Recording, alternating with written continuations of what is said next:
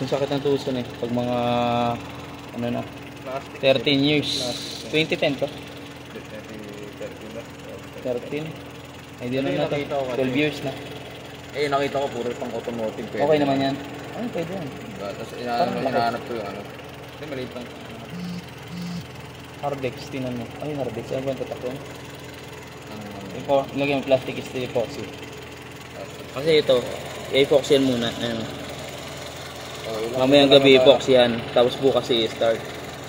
Pag hindi nag-gaig at laglik pa rin, napapalitan na ng buong radiator. Kasi plastic lang ito eh. Yan madala sa tagas yan. Oh, lakas! Ay, nasirid sir. Oo, sumisirit nga. Doon nga. Ano? Kaya ang bilis mag-ano yun. Oo, ubus ba lang?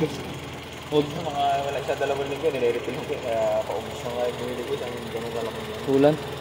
Ano? Lakas oh. Yan, titin nyo lagi pag nagbabawas ang kulan. Ayun o, hilis mo.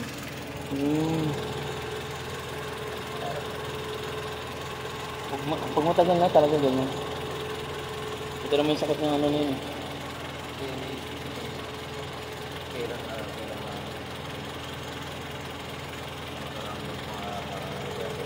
Babawas na paunti-unti. Pero hindi ganyan ka tayo. Kasi mainit ngayon eh. Kaya nga hindi ko napasit yung aircon. Kaya yung kasi yun. Kaya Ang lakas eh. Nasirid pala to. anong brand yun? Red. Hindi nakita ko. JD din nakita ko. Pero plastic red. Yun. Ito maganda rin ito. Ano? Pwede yan. Ito rin eh.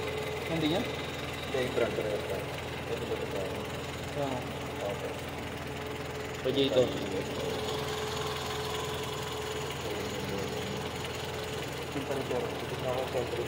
Pero medyo mababa lang eh. Kung mataas ang temperature, mas maganda. Oo nga. Kaya yung pinili ko kasi makita Pwede ko na yan. 1,000 Fahrenheit. Ito ano lang. 250. 250 Fahrenheit. Baka matunaw lang din yun. Baka namin lang. Sige, mga 1,000 Fahrenheit yung ano. Sa ano. Ano naman pwede pang bakal. Pambakal sa plastic to sir eh. Pwede pang automotive din. Pwede sa exhaust. Pwede sa Lakas oh. Hindi ko lang nakita na pwede siya pang radiator.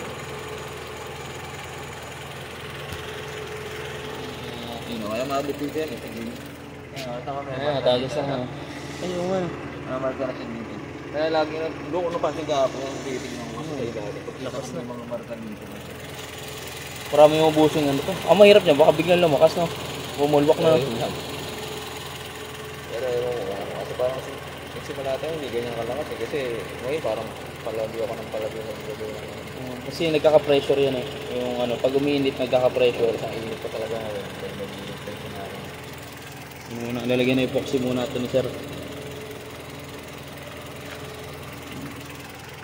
At pala, nakadala na rin kayo ng